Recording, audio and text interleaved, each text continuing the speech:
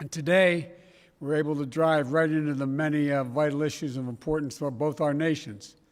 For both our nations, getting COVID under control at home and around the world is an immediate priority. And we're committed to work together to help prevent future biological threats by strengthening the World Health Organization, supporting our bold targets under the Global Health Security Agenda, cooperating in a global partnership against the spread of weapons of mass destruction, and engaging in other multilateral institutions to promote transparency, build capacity, and strengthen global norms. We also agreed to work in close cooperation to strengthen the supply chain security and resilience, and to ensure that Canada and the United States are driving a robust economic recovery that benefits everyone, not just those at the top. That's especially important because we know that this pandemic is not affecting everyone the same way. Women are dropping out of the workforce at alarming rates. Black, Latino, and Native and other minorities are particularly hard hit.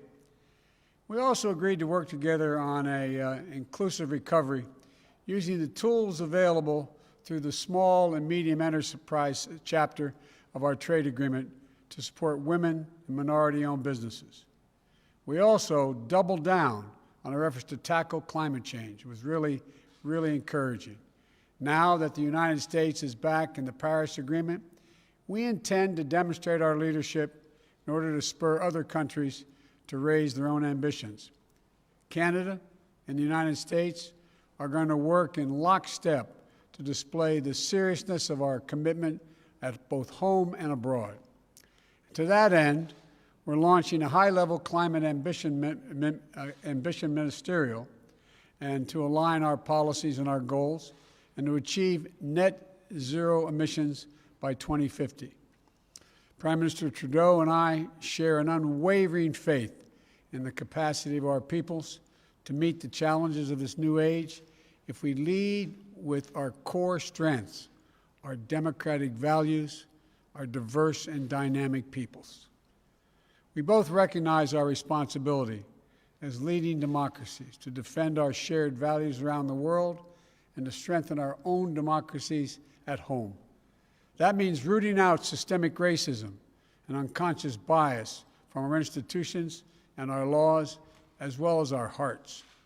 Today, we agreed to reestablish the Cross-Border Crime Forum and work together to modernize our approach to community safety and to do the most we can, do more to take on racism and discrimination in both our systems.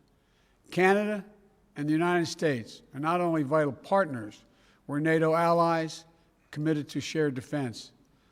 The Prime Minister and I discussed our work with our European allies to bolster transatlantic security, which includes meeting our Wales commitments. We also agreed to modernize the North American Aerospace Defense Command, NORAD, which is still the only binational military command of its kind. And we will launch an expanded U.S.-Canadian Arctic dialogue to cover issues related to continental security, economic and social development, and Arctic governance. And finally, coming on the heels of the G7 meeting last Friday, it was an opportunity for Prime Minister Trudeau and I to explore our bilateral partnership to reinforce and help drive issues of concern in our hemisphere and globally. That includes coordinating our approaches to better compete with China and to counter threats to our interests and values. Let me reiterate our support for the release of the detained in China, 2 Canadians, Michael Spavor and Michael Covering. Human beings are not bartering chips.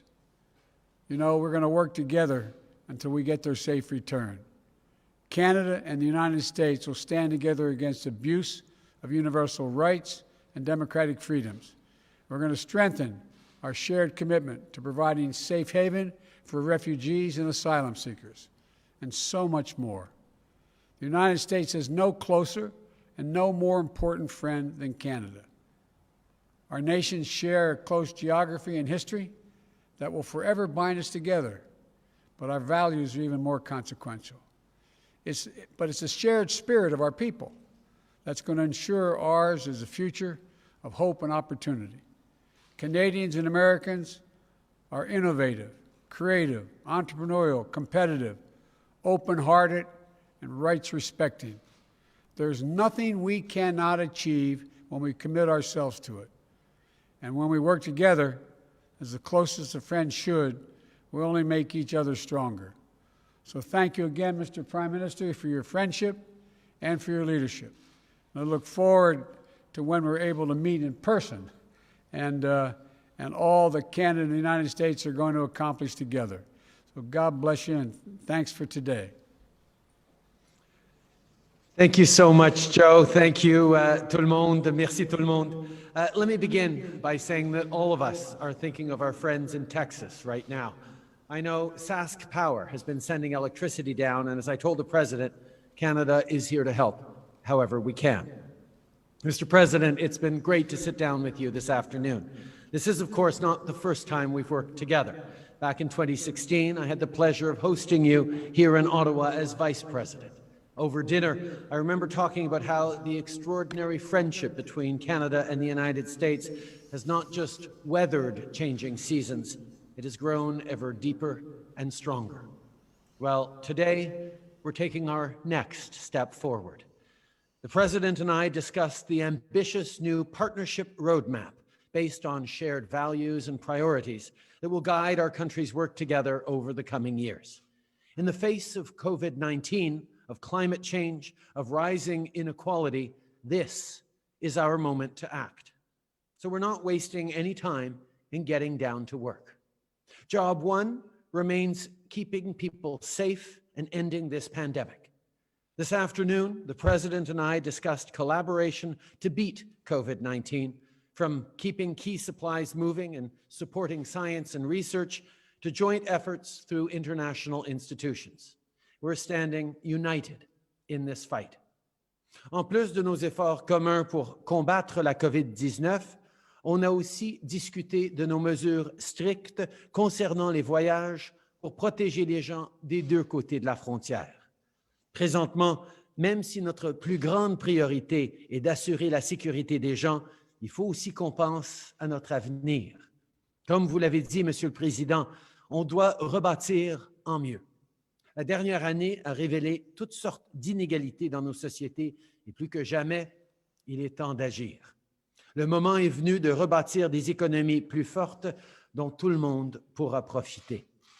I know the President and I are on the same page when it comes to standing up for the middle class and people working hard to join it. And with millions of families relying on the Canada-US partnership, this is work we must do together. Just take the energy industry. Canadian energy workers power homes on both sides of the border. It goes to show that we're all better off for this partnership.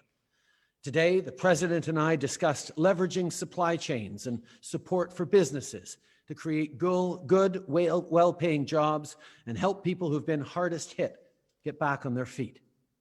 Ici au Canada, l'innovation et l'énergie propre occuperont une place cruciale dans notre plan pour rebâtir notre économie.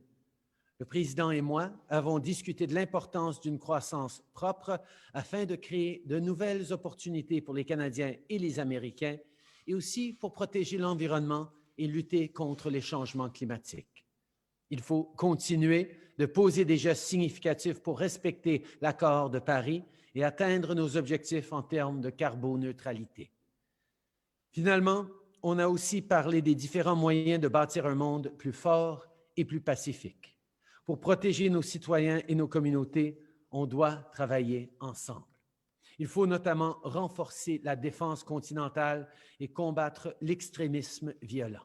Et partout dans le monde, on doit défendre les valeurs et les intérêts qu'on a en commun, par exemple en renouant les alliances et en soutenant les institutions multilatérales.